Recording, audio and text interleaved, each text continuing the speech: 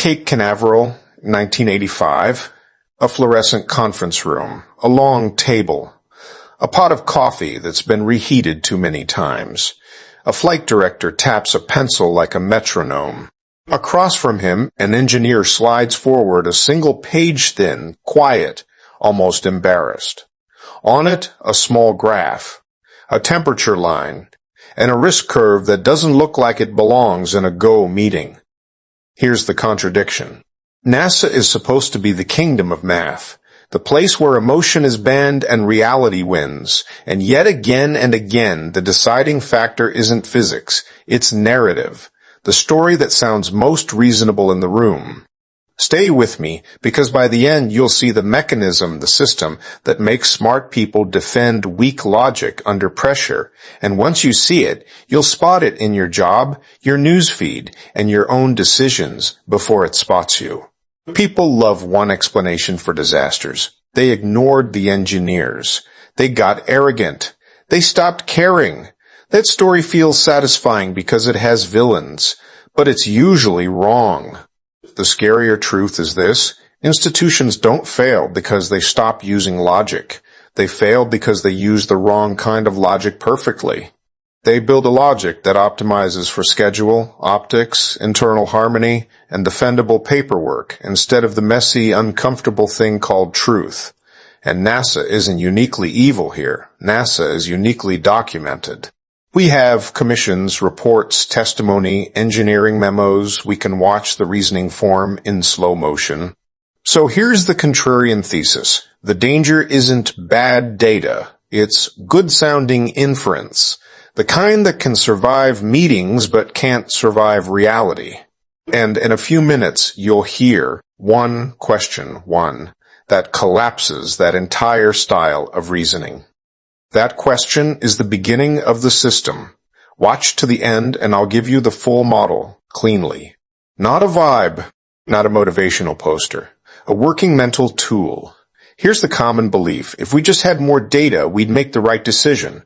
But that's not how high-stakes organizations actually work. Because data has to travel through layers, engineers, managers, directors, committees, public affairs, congressional expectations, and a calendar that doesn't care about your uncertainty. Along the way, the data gets translated into something safer. Not safer in reality. Safer in conversation. Uncertainty becomes a bullet point. A probability becomes a vibe. A warning becomes a discussion item. And then comes the institutional magic trick. If nobody can prove the risk is unacceptable, the system calls it acceptable. That sounds reasonable. It's also how you drift into catastrophe. There's a term discussed in organizational sociology, normalization of deviance. Diane Vaughan popularized it in work associated with Challenger how anomalies become normal when they don't immediately explode. You don't wake up and decide to be reckless. You slowly redefine safe until it matches what you've already done. Now, historical proof. In the Challenger era, public investigations describe concerns about the solid rocket booster O-rings, particularly in cold conditions. The details live in materials like the Rogers Commission report, including Richard Feynman's famous appendix and his blunt insistence that nature cannot be negotiated with. And here's the key logic: failure, not the engineering. The logic failure was a reversal of burden. Instead of prove it's safe enough to launch, it becomes prove it's unsafe enough to stop. That is not a semantic difference. That is two different universes. Because proving unsafe under time pressure is nearly impossible. You can't always produce courtroom-level certainty on demand. You can often only produce warning signs, partial tests, uncomfortable trends. Proving safe is also hard, but that's the point. It forces humility. When you flip the burden, you don't need certainty to launch. You need uncertainty to be unconvincing. And uncertainty is always unconvincing. Until the moment it's fatal. So if you're trying to understand NASA's institutional failures, don't start with the moment the vehicle breaks. Start with the moment the logic breaks. Because the logic is what repeats. Now we build the toolkit principles you can use in 2024 to detect this trap before it becomes a headline. This is an educational explanation, not a substitute for formal study. Principle 1. Translate words into a falsifiable claim. In bureaucracies, risk hides inside adjectives: acceptable, minimal, within reason, low concern. Those words feel professional. They also let you smuggle uncertainty through a decision. Leonard Susskind, the actual physicist and legendary teacher, has a habit that's worth stealing. Stop waving hands. Define the thing. So do this. Take the sentence and force it into a claim that can be wrong. Not, the risk is acceptable. But given these conditions, the probability of failure is below X, and X is justified by Y. If nobody can say what X is, you don't have a safety decision. You have a social agreement. And social agreements are great until physics shows up. 2024 application, at work, listen for "we feel good about it." Translate it. What would failure look like? How often can it happen before we call the process broken? What's the measurable threshold where we stop, redesign, and retest? Principle 2, reverse the burden of proof on purpose. If the default outcome is go, your organization will drift toward go. It's not because people are evil. It's because go is rewarded. Stop is punished. Delay creates enemies. So you set a rule: no launch, no release, no rollout, until safety is positively demonstrated, not emotionally demonstrated, not politically demonstrated. Demonstrated? This is expensive. That's why people hate it. But it's also how you prevent a calendar from becoming your boss. 2024 application, AI tools in the workplace. If your company is rolling out automated decision systems, hiring filters, fraud detection, healthcare triage, don't ask, can anyone prove it's harmful? Ask, what evidence shows it's safe across edge cases, and what are we measuring after launch to detect harm fast? That's burden of proof discipline. Not trust me, show me. Principle 3, build a disconfirming pipeline. Most teams collect confirmatory evidence, demos that go well, testimonials, best case metrics, charts that make the quarterly review feel calm. Critical thinking demands the opposite, a pipeline that hunts disconfirming evidence. What would make us stop? What would force redesign? What result would embarrass our favorite theory? If you don't build a channel for bad news, the bad news doesn't stop existing. It just stops traveling. And the quiet truth is that organizations often don't kill bad news directly. They starve it. They make it socially costly to report. They make it bureaucratically annoying. They make it career limiting. So the bad news adapts. It comes back wearing safer language. 2024 application, personal finance and investing, don't just read analyses that support your buy. Create a rule. For every investment thesis, you must write down the top 3 reasons it could be wrong and what data would confirm those reasons. If you can't articulate how you'd be proven wrong, you're not investing. You're joining a story. Now let's make this uncomfortably personal, because if you think this is only NASA history, you'll miss the point. NASA is the cleanest lab experiment we have on institutional reasoning. Most industries don't publish their failures at this resolution, but the same pattern appears in hospitals, banks, tech companies, city governments, and families. So what's the engine? 3 quiet forces. First, the meeting rewards certainty, not accuracy. In real life, accuracy is allowed to be uncertain. In a meeting, uncertainty is treated like incompetence. So the most influential person in the room becomes the person who can sound calm, definitive, aligned with the plan. That's not corruption. That's social physics, and it bends the language. Engineers start speaking like lawyers. Managers start speaking like engineers. Everyone starts choosing words that won't be used against them later. This is how you get a decision style where saying "I don't know" is punished and saying "it's fine" is rewarded. A countermeasure you can use in any high-stakes meeting: require an uncertainty minute.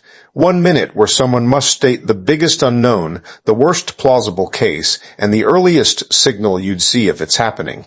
Not because it feels good, because it changes what gets rewarded. Second force, metrics create a fake reality.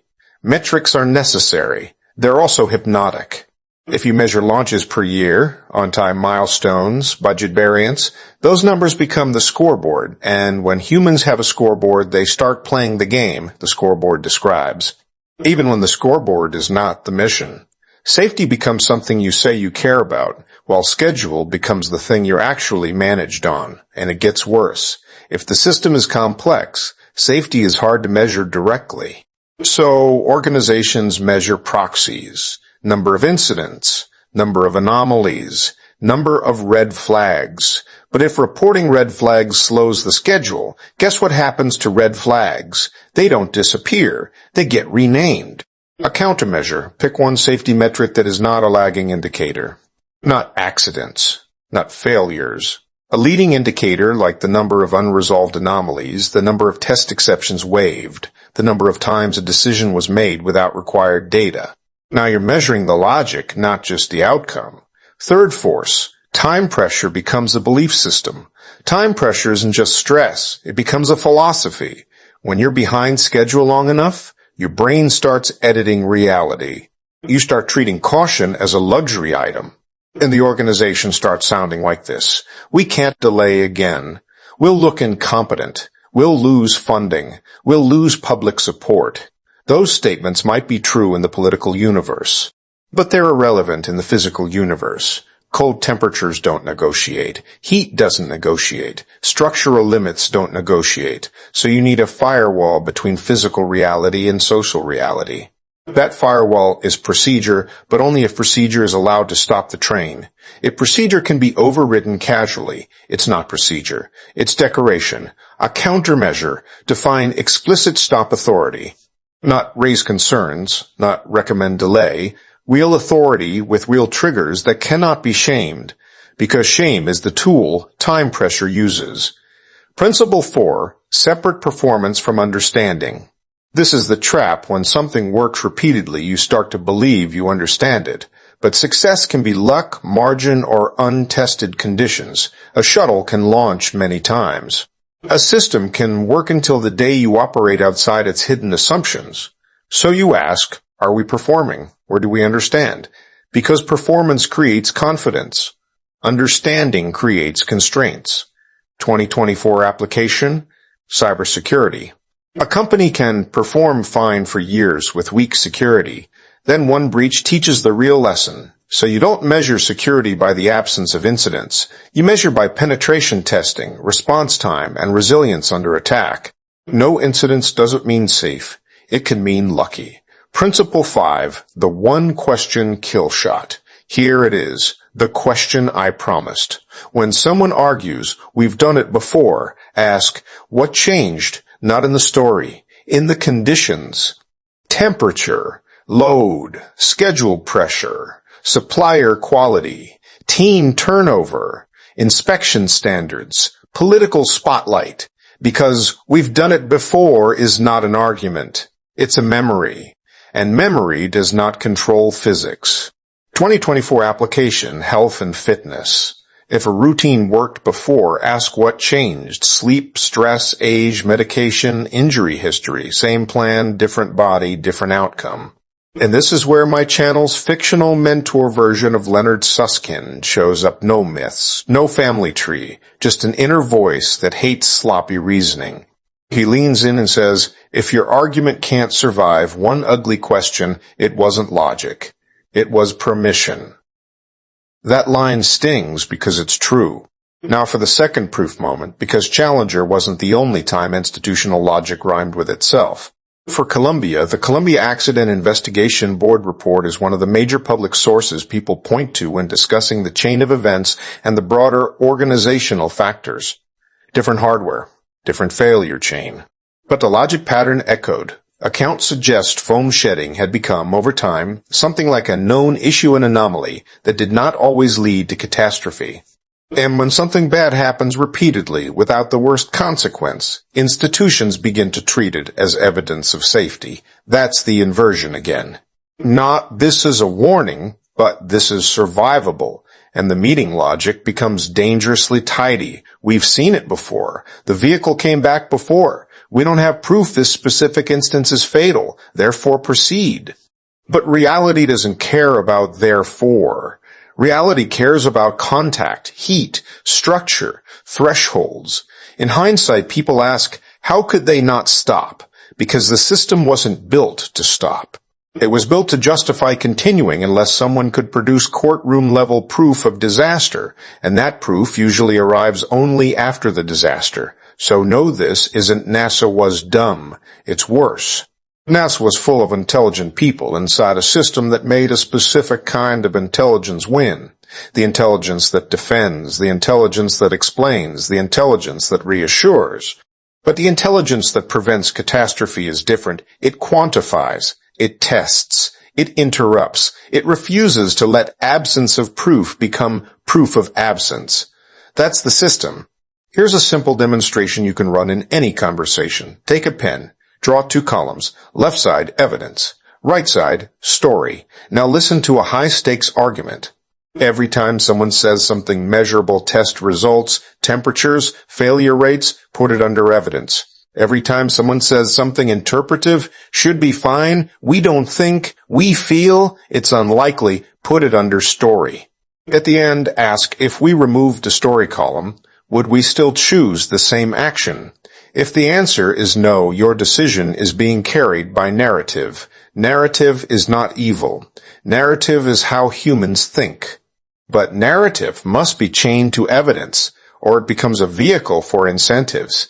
And here's the part people miss. Even if everyone in the room is honest, the story can still win, because story is easier to say. Evidence takes time.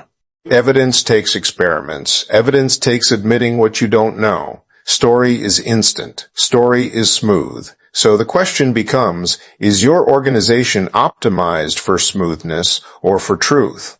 Now let's go deeper on one of the most seductive sentences in human history. We've always done it this way. It sounds like experience. It sounds like wisdom. But it often means we have a sample size that never tested the edge case. If you flip coins 10 times and get no tails, you might start thinking the coin has no tails. That's not experience. That's undersampling. In complex systems, edge cases are everything. Unusual temperatures, unusual wear, unusual timing, unusual combinations. The scariest failures happen when multiple small things align. And institutions hate multi-factor explanations because they don't fit on slides, so they simplify. Simplification is useful until it deletes the real risk. This is why critical thinking isn't about being skeptical of everything. It's about being skeptical of the right thing, the inference that feels clean.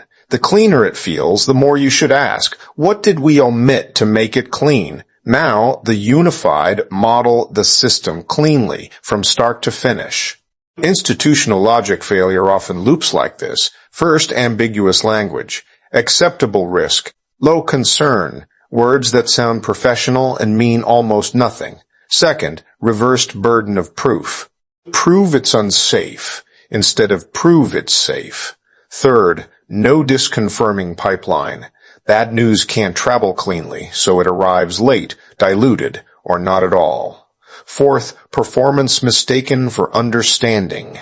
It worked before becomes we understand it, even when the edge case hasn't appeared yet. Fifth, normalization of deviance. The anomaly becomes normal because it didn't kill you last time, and the loop feeds itself. Because each successful run, especially under pressure, doesn't just produce results. It produces a story, and the story becomes the new standard. This is why smart people isn't enough. If you want to be safer than your incentives, you need a system that forces intellectual honesty, even when honesty is inconvenient.